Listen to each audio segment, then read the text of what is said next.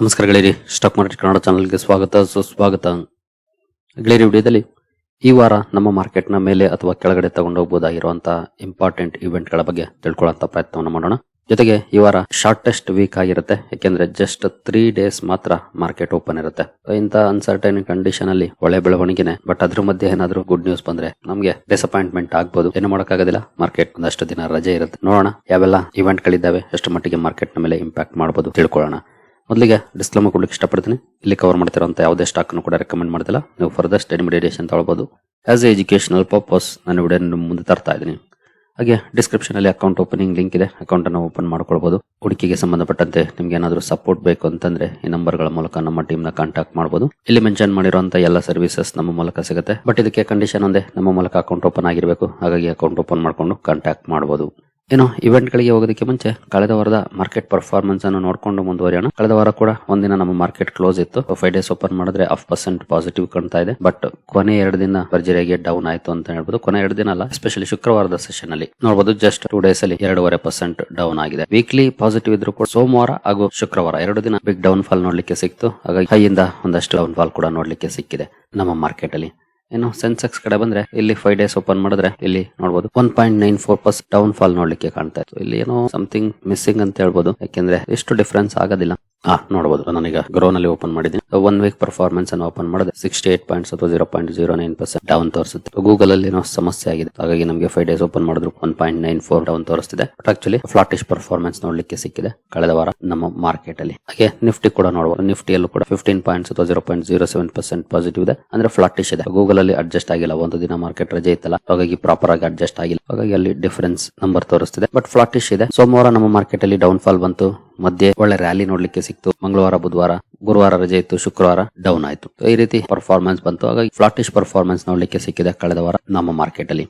ಇನ್ನು American market ಯಾವ ರೀತಿ ಪರ್ಫಾರ್ಮ್ ಮಾಡಿದೆ ಅಂತ ನೋಡೋದಾದ್ರೆ, ಶುಕ್ರವಾರದ ಸೆಷನ್ ಅಲ್ಲಿ ಅಮೆರಿಕನ್ ಮಾರ್ಕೆಟ್ ಅಲ್ಲೂ ಕೂಡ ಬಿಗ್ ಡೌನ್ ಫಾಲ್ ಇದೆ. 793 ಪಾಯಿಂಟ್ಸ್ ಅಥವಾ 1.73% ಡೌನ್ ಅಲ್ಲಿ ಕ್ಲೋಸಿಂಗ್ ಕಂಡು ಬಂದಿದೆ.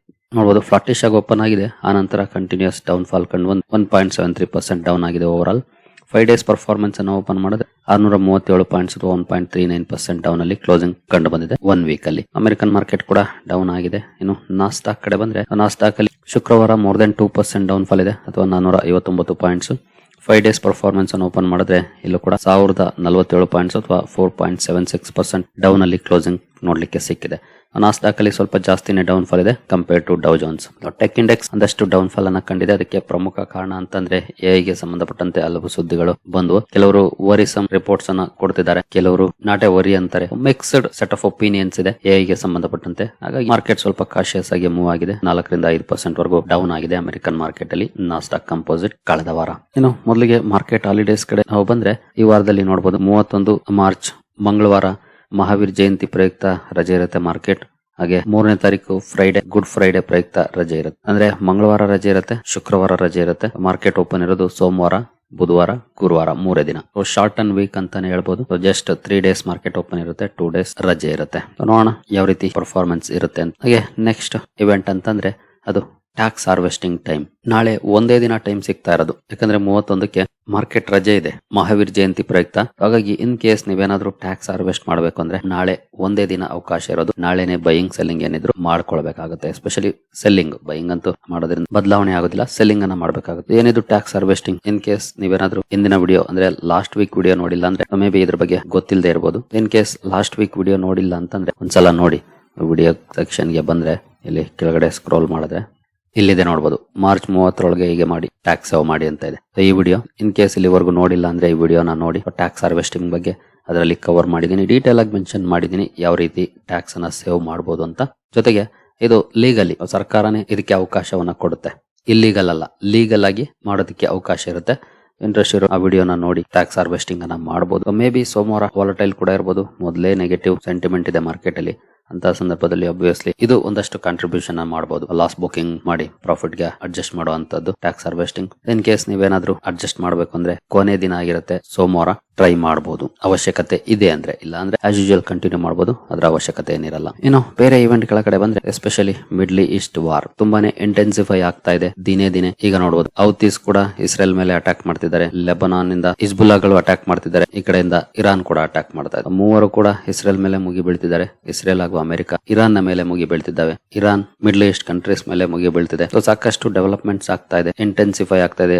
ಇದ್ರ ಮಧ್ಯೆ ನಮ್ಮ ಬಾಯ್ ಬಡ್ಕ ಟ್ರಂಪ್ ಅಣ್ಣ ಏನೇನೋ ಹೇಳ್ತಾ ಇರ್ತಾರೆ, ಅದು ಇಂಟೆನ್ಷನಲಿ ಹೇಳ್ತಾರ, ಬಾಯ್ ಸುಮ್ನೆ ಇರದೆ ಹೇಳ್ತಾರ ಗೊತ್ತಿಲ್ಲ. ಇದರಿಂದ ಮೇ ಬಿ ಶಾಂತಿ ಮಾತುಕತೆಗೆ ಧಕ್ಕೆ ಕೂಡ ಆಗಬಹುದು. ಒಟ್ಟಿನಲ್ಲಿ ಸಾಕಷ್ಟು ಅನ್ಸರ್ಟನಿಟೀಸ್ ಹಾಗೂ ಸಾಕಷ್ಟು ಟೆನ್ಸ್ಡ್ ಸಿಚುಯೇಷನ್ ಮಿಡ್ಲ್ ಈಸ್ಟ್ ಅಲ್ಲಿ ನೋಡ್ಲಿಕ್ಕೆ ಸಿಗ್ತಾ ಇದೆ. ಹಾಗಾಗಿ ಈ ಯುದ್ಧ ಖಂಡಿತ ಮಾರ್ಕೆಟ್ ನ ಮೇಲೆ ಸಾಕಷ್ಟು ನೆಗೆಟಿವ್ ಇಂಪ್ಯಾಕ್ಟ್ ಅನ್ನ ಈಗಾಗಲೇ ಮಾಡಿದೆ. ಆ ನೆಗೆಟಿವ್ ಇಂಪ್ಯಾಕ್ಟ್ ಈ ವಾರ ಕೂಡ ಮುಂದುವರಿಯೋ ಲಕ್ಷಣಗಳು ಆಸ್ ಆಫ್ ನೌ ಕಾಣ್ತಾ ಇದೆ. ಹಾಗೆ ಅಮೆರಿಕದಿಂದ ಒಂದು ರಿಪೋರ್ಟ್ ಬರ್ತಿದೆ ನೋಡಬಹುದು, pentagon prepares for weeks of ground operations in Iran.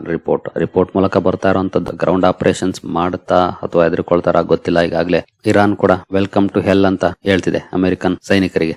ನೀವೇನಾದ್ರೂ ಇರಾನ್ ಒಳಗಡೆ ಬಂದ್ರೆ ನರಕಕ್ಕೆ ಬಂದಂಗೆ ಅಂತ, ವಾಪಸ್ ಹೋಗಲ್ಲ ಅನ್ನೋಂತ ಹೇಳಿಕೆಗಳನ್ನ ಕೊಡ್ತಾ ಇದೆ. ನ್ಯೂಸ್ ಪೇಪರ್ ಗಳಲ್ಲಿ, ಫ್ಲಕ್ಕಾರ್ಡ್ ಗಳಲ್ಲಿ ತೋರಿಸ್ತಾ ಇದೆ. ಗೊತ್ತಿಲ್ಲ ಗ್ರೌಂಡ್ ಆಪರೇಷನ್ಸ್ ಮಾಡ್ತಾರಾ ಇಲ್ವಾ ಅಂತ. ಅಮೆರಿಕ ಕೂಡ ಈ ವಿಷಯದಲ್ಲಿ ಭಯ ಪಡ್ತಿದೆ ಗ್ರೌಂಡ್ ಆಪರೇಷನ್ ಮಾಡೋದಕ್ಕೆ, ಯಾಕಂದ್ರೆ ಜಿಯೋಗ್ರಫಿಕಲ್ ಮಾಹಿತಿ ಇರೋದಿಲ್ಲ ಸೈನಿಕರಿಗೆ.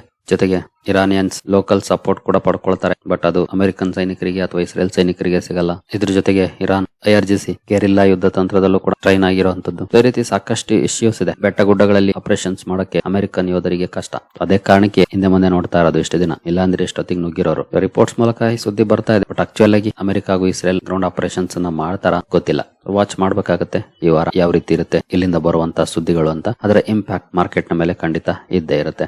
ಡೈರೆಕ್ಟ್ ಇಂಪ್ಯಾಕ್ಟ್ ಬೀಳೋದು ಅಂತಂದ್ರೆ ಅದು ಕ್ರೂಡ್ ನ ಮೇಲೆ. ಈಗಾಗಲೇ $112 ಅಲ್ಲಿ ಟ್ರೇಡ್ ಆಗ್ತಿದೆ. ಬ್ರೆಂಟ್ ವಾಲಟೈಲ್ ಇರುತ್ತೆ. ಕಳೆದ ವಾರ ಕೂಡ ಅಷ್ಟೇ 100 ರೇಂಜ್ ಅಲ್ಲಿ ಇದ್ದದ್ದು 112 ಗೆ ಬಂದಿದೆ. ಇನ್ನು ಈ ಯುದ್ಧ ಇಂಟೆನ್ಸಿಫೈ ಆದಷ್ಟು ಇಲ್ಲಿ ರ್ಯಾಲಿ ಬರುವಂತ ಚಾನ್ಸಸ್ ಇರುತ್ತೆ. ಕ್ರೂಡ್ ಅನ್ನ ವಾಚ್ ಮಾಡಬಹುದು. ಕ್ರೂಡ್ ನ ಪರ್ಫಾರ್ಮೆನ್ಸ್ ಮಾರ್ಕೆಟ್ ನ ಮೇಲೆ ಡೈರೆಕ್ಟ್ ಇಂಪ್ಯಾಕ್ಟ್ ಮಾಡೋದು. ಈಗಾಗಲೇ ಸಪ್ಲೈ ಚೈನ್ ಡಿಸ್ರಪ್ಷನ್ ಆಗಿದೆ.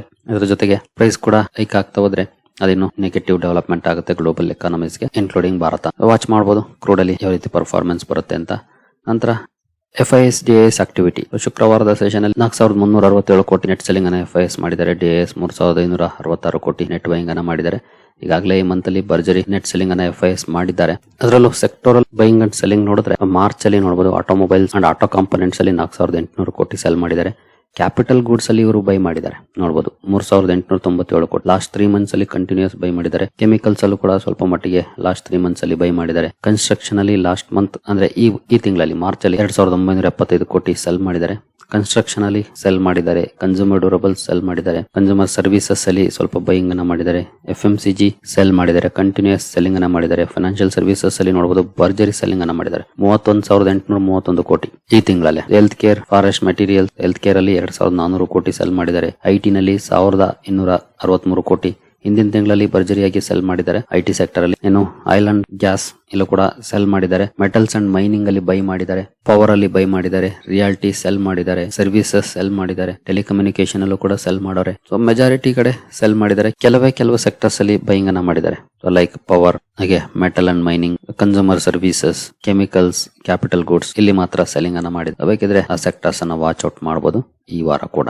ಇನ್ನು ನೆಕ್ಸ್ಟ್ ರುಪಿ ಕಡೆ ಬಂದ್ರೆ 94.85 95 ವರೆಗೂ ಬಂದ್ಬಿಟ್ಟಿದೆ ಈಸಿಯಾಗಿ ರುಪಿ. ಮೇ ಬಿ ನಾಳೆ ಸ್ವಲ್ಪ ಸ್ಟ್ರೆಂಥನ್ ಆಗ್ಬಹುದು because of RBI intervention, but ಅದು ಟೆಂಪರರಿ ಇಂಟರ್ವೆನ್ಷನ್ ಆಗುತ್ತೆ. ಜೊತೆಗೆ ಇನ್ಆರ್ಗ್ಯಾನಿಕ್ ಪರ್ಫಾರ್ಮೆನ್ಸ್ ಆಗುತ್ತೆ, ಆರ್ಗ್ಯಾನಿಕ್ ಅಲ್ಲ. ಆರ್ಗ್ಯಾನಿಕ್ ಪರ್ಫಾರ್ಮೆನ್ಸ್ ಬರ್ಬೇಕಂದ್ರೆ ಕ್ರೂಡ್ ಡೌನ್ ಆಗ್ಬೇಕು, ಮಿಡ್ಲ್ ಈಸ್ಟ್ ಟೆನ್ಷನ್ ಕಡಿಮೆ ಆಗ್ಬೇಕು, ಡಾಲರ್ ವೀಕ್ ಆಗ್ಬೇಕು. ಅದೆಲ್ಲವೂ ಆದಾಗ ಅದು ಆರ್ಗ್ಯಾನಿಕ್ ಪರ್ಫಾರ್ಮೆನ್ಸ್ ಆಗುತ್ತೆ. ಇದು RBI ಇಂಟರ್ವೆನ್ಷನ್ ಇಂದ ಆಗುವಂತದ್ದು. ಬಟ್ ನೋಡೋಣ ಯಾವ ರೀತಿ ಪರ್ಫಾರ್ಮೆನ್ಸ್ ಇರುತ್ತೆ ನಾಳೆ ಅಂತ. ಜೊತೆಗೆ ಈ ವಾರದಲ್ಲಿ ಯಾವ ರೀತಿ ಪರ್ಫಾರ್ಮೆನ್ಸ್ ಇರುತ್ತೆ ಅನ್ನೋದನ್ನು ಕೂಡ ವಾಚ್ ಮಾಡಬಹುದು. ಇನ್ನು ಆಟೋ ಸೇಲ್ಸ್ ಈ ತಿಂಗಳು ಮುಗಿತಾ ಇದೆ. 1ನೇ ತಾರೀಕಿಂದ ಆಟೋ ಸೇಲ್ಸ್ ಡೇಟಾ ಕೂಡ ರಿಲೀಸ್ ಆಗುತ್ತೆ. ಕಂಪನಿಗಳು ಯಾವ ಪ್ರಮಾಣದಲ್ಲಿ ಸೆಲ್ಲಿಂಗ್ ಅನ್ನ ಮಾಡಿದ್ದಾವೆ ಅಂತ ಡೇಟಾ ರಿಲೀಸ್ ಮಾಡ್ತವೆ. ಅದನ್ನು ಕೂಡ ವಾಚ್ ಔಟ್ ಮಾಡಬಹುದು. ಆಟೋ ಸೆಕ್ಟರ್ ಗೆ ಬಹಳ ಇಂಪಾರ್ಟೆಂಟ್ ಆಗುತ್ತೆ. ನಾವೀಗ ತಾನೇ ನೋಡಿದ್ವಲ್ಲ ಆಟೋ ಸೆಕ್ಟರ್ ಅಲ್ಲಿ FIS ಭರ್ಜರಿಯಾಗಿ ಸೆಲ್ಲಿಂಗ್ ಅನ್ನ ಮಾಡಿದ್ದಾರೆ. ನೋಡೋಣ ಈ ವಾರದ ಅಪ್ಡೇಟ್ಸ್ ಅಲ್ಲಿ ಮಂತ್ಲಿ ಸೇಲ್ಸ್ ಯಾವ ರೀತಿ ಇರುತ್ತೆ ಆಟೋ ಸೆಕ್ಟರ್ ಅಂತ. ಇನ್ನು ಗೋಲ್ಡ್ ಸದ್ಯದ ಮಟ್ಟಿಗೆ 1,44,500 ಲೆವೆಲ್ ಅಲ್ಲಿ ಇದೆ. MCX ಅಲ್ಲಿ ಒಂದಷ್ಟು ರ್ಯಾಲಿ ಬಂತು, ಈಗ ಕರೆಕ್ಷನ್ ಆಗಿ ಕನ್ಸಾಲಿಡೇಟ್ ಆಗುವಂತ ಲಕ್ಷಣವನ್ನು ತೋರಿಸ್ತಾ ಇದೆ ಗೋಲ್ಡ್.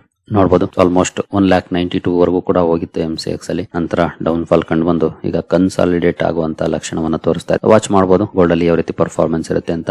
ಹಾಗೆ ಸಿಲ್ವರ್ ಕೂಡ ಆಲ್ಮೋಸ್ಟ್ ನೋಡಬಹುದು 4,40,000 ವರೆಗೂ ಹೋಗಿ ಈಗ 2,27,000 ರೇಂಜ್ ಅಲ್ಲಿ ಟ್ರೇಡ್ ಆಗ್ತಿದೆ. ಒಳ್ಳೆ ಕರೆಕ್ಷನ್ ಆಗಿದೆ ಸಿಲ್ವರ್ ಅಲ್ಲೂ ಕೂಡ. ನಂತರ ಕನ್ಸಾಲಿಡೇಷನ್ ಲಕ್ಷಣವನ್ನ ತೋರಿಸ್ತಾ ಇದೆ, ವಾಚ್ ಔಟ್ ಮಾಡಬಹುದು. ಸಿಲ್ವರ್ ಅನ್ನು ಕೂಡ ಯಾವ ರೀತಿ ಪರ್ಫಾರ್ಮೆನ್ಸ್ ಇರುತ್ತೆ ಅಂತ. ಇನ್ನು ಪ್ರೈಮರಿ ಮಾರ್ಕೆಟ್ ಕಡೆ ಬಂದ್ರೆ ಈ ವಾರ 4 IPOಗಳ ಲಿಸ್ಟಿಂಗ್ ಇರುತ್ತೆ. Sai parenterals, Powerica, Amir Chand, Jagdish Kumar, centre mine planning and design institute, ಈ 4 IPOಗಳ ಲಿಸ್ಟಿಂಗ್ ಇರುತ್ತೆ.